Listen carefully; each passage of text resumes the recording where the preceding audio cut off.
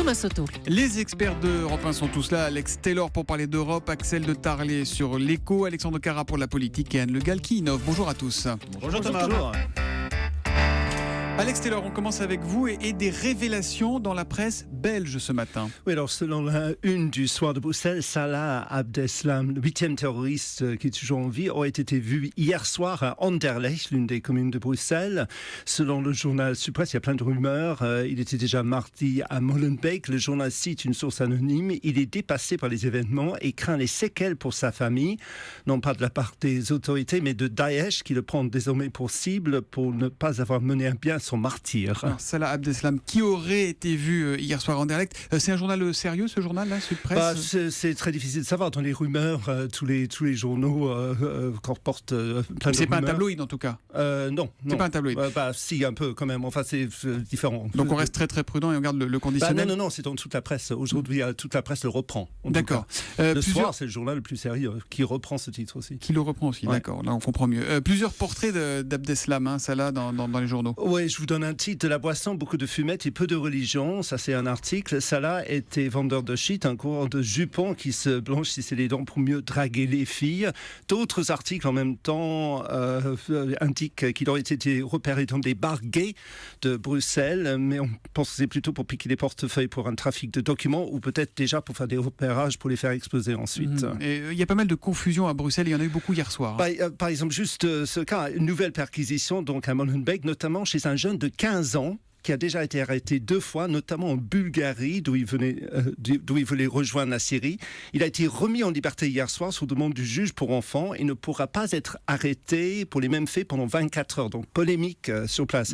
Comme dit la Libre Belgique, c'est un peu la panique à Bruxelles pour le moment. Et pour vous montrer à quel point c'est un pays complètement surréaliste, un autre journal, Dernière Heure, titre sur les 30 finalistes Miss Belgique 2016 qui reviennent saines et sauves d'une semaine sous le soleil égyptien. Donc je vais vous montrer à quel point la Belgique c'est un peu tout et n'importe quoi en ce moment. Mais en tout cas un pays qui est aussi largement traumatisé et concerné par ces attentats qui ont frappé Paris. Bouleversé. Vous savez, on avait utilisé ce terme Belgiquistan à l'antenne et moi j'ai reçu beaucoup de tweets de gens de Belgique qui étaient choqués par ce terme et qui disaient après tout pourquoi on nous montre du doigt comme ça. Oui, parce que la Belgique découvre aussi ce qu'il y a en son sein, comme nous on découvre que nous enfantons des terroristes en France. Alexandre Cara, précisément, vous nous parlez ce matin de la cérémonie nationale en hommage aux victimes des attentats. Déjà, est-ce qu'on sait quand ce sera cette désormais je peux vous donner la date, ça sera dans une semaine exactement, vendredi prochain, le 27 novembre, dans la matinée aux Invalides. La France va rendre hommage à ses morts et à ses blessés. Les derniers détails de cette cérémonie ont été actés hier soir à l'Élysée lors d'une réunion qui était consacrée. Et alors comment ça va se dérouler? Alors elle commencera vers 10h30. Des gardes républicains porteront une photo de chacune des victimes tombées sous les balles ou les bombes des assassins de Daesh. Puis le président de la République rendra un hommage à ces victimes. Bien sûr, toutes les familles seront invitées et c'est là que toute l'horreur apparaît dans son simple énoncé comptable, puisque la cellule d'accompagnement des victimes du Quai d'Orsay va devoir contacter plus de 1000 personnes proches des victimes qui se sont manifestées depuis les attentats. Et pourquoi est-ce qu'il faut attendre une semaine pour organiser cette cérémonie? Axel, tout simplement pour des raisons qui tiennent au temps du deuil. Il faut laisser le temps aux familles d'organiser les obsèques de leurs proches. Manuel Valls disait hier soir que les corps n'ont pas encore été restitués aux familles. Non, pas tous, effectivement. Voilà. Et puis permettre aussi aux blessés qu'ils voudront et seront en état surtout de le faire, d'assister à cet hommage national. Cette cérémonie sera évidemment un hommage républicain et sera œcuménique, vous en doutez, tant sur le plan religieux que sur le plan politique. Et vous nous révélez donc ce matin que ça se passera vendredi prochain, le 27 novembre, aux Invalides. Juste avant la COP21, donc.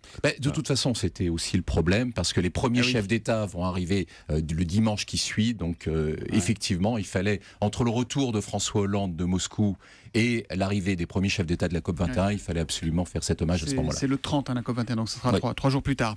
Axel de Tarlé, l'économie et la vie des affaires continue. Il faut bien parler d'autre chose. Ce matin, vous saluez donc une très belle opération du français Air Liquide qui rachète son concurrent américain Airgas et devient le numéro 1 des gaz industriels en Amérique du Nord. Voilà, alors je sais tout ça peut paraître anecdotique, mais enfin on va parler un peu d'économie, parce qu'Air Liquide c'est un numéro 1 français qui est numéro 1 en Europe, enfin numéro 1 mondial, numéro 1 en Europe, numéro 1 en Asie des gaz industriels, et il est maintenant numéro 1 aux États-Unis en rachetant son concurrent américain.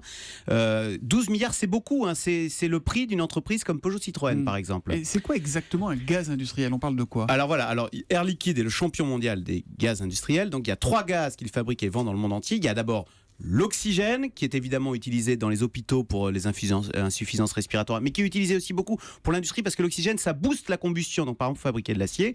Deuxième gaz très fabriqué, c'est l'azote, qui est un gaz neutre. Par exemple, dans les sachets de salade, c'est de l'azote à l'intérieur, parce que évidemment, si c'était à l'air libre, la salade pourrirait, donc on met de l'azote.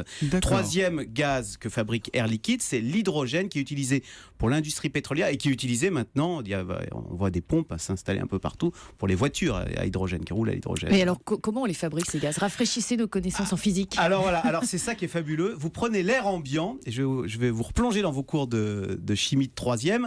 Dans l'air, il y a de l'oxygène et de l'azote. Et tout le génie français, c'est que si vous prenez l'air ambiant et que vous mettez à très basse température et en augmentant la pression, eh bien l'air devient liquide, d'où le nom Air Liquide. Et quand je fais comme je faisais en cours de physique, je ne le sais pas, mais je déduis de son raisonnement. Et à partir de cet air qui devient liquide, vous pouvez séparer le liquide d'un côté, l'azote, et l'oxygène de l'autre. Voilà. Alors il faut savoir, il y a énormément de sites de production Air Liquide dans le monde entier. Ils viennent par exemple de fournir à l'Arabie Saoudite une énorme site de production d'hydrogène qui a quand même été vendu, ce site, 350 millions d'euros. Donc c'est énorme. Vous voyez, ils sont présents dans 80 pays, leader mondial, 50 000 salariés. Et maintenant, numéro 1 aux États-Unis.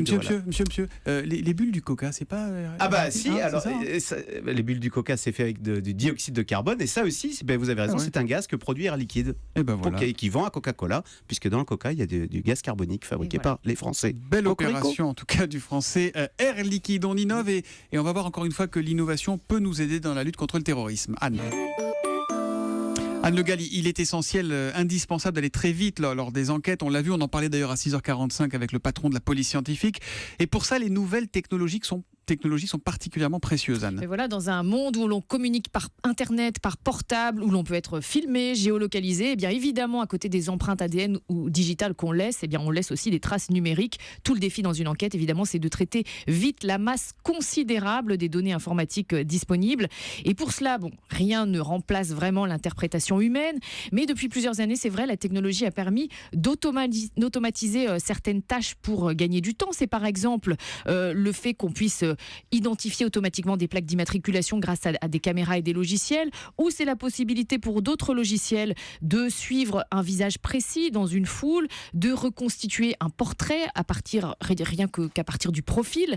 On peut aussi repérer dans un groupe de personnes l'une d'elles qui se mettrait soudain à courir. Il y a une rupture de rythme là qui peut être repérée. On peut aussi, grâce aux caméras, repérer automatiquement un bagage abandonné dans un aéroport. Bref, ces techniques alors ne sont pas utilisées en routine comme dans les séries télé américaines, mais elles sont de plus en plus exploitées par les services de renseignement. Oui, mais Anne, j'imagine que tout ça nécessite d'avoir les bonnes informations au départ, parce que sinon, ça crée quand même beaucoup de troubles. Déjà, il faut savoir ce que l'on cherche, et puis il faut que ces données ne soient pas cryptées ou dissimulées. Donc, il faut par exemple que les images des caméras soient exploitables, que les visages ne soient pas cachés, et puis surtout, il faut que les communications ne soient pas cryptées, puisque la technologie, ça permet de savoir qui s'est connecté à qui, quand, à quel endroit, grâce aux données cellulaires. Mais évidemment, le problème, c'est que certains terroristes utilisent des messageries cryptées avec des messages. C'est ce que nous disait hier, ici même, à 7h15, notre invité. Voilà, il y a des messages qui s'autodétruisent dès qu'ils sont lus. Et donc, évidemment, ça brouille les pistes. C'était Jean-Pierre Philou qui était avec nous. Aux États-Unis, ils ont des logiciels qui leur permettent de repérer les comportements suspects. Par exemple, effectivement, si quelqu'un sue trop ou a un comportement très nerveux, par exemple. Voilà, en fait, c'est informatisé. Ce sont des calculs numériques, des logiciels qui permettent de repérer des ruptures de rythme. Je vous rappelle les deux informations principales que nous donnent nos experts ce matin. D'abord en Belgique, où Salah Abdeslam aurait été aperçu hier soir à Anderlecht. Ça émeut beaucoup la presse belge, nous disait tout à l'heure Alex Taylor. Et puis la journée d'hommage national qui sera organisée vendredi prochain, 27 novembre, à partir de 10h30 aux Invalides, en présence des familles et des proches des 129 victimes des attentats. C'est ce que nous disait Alexandre Cara. À lundi, les amis. À lundi.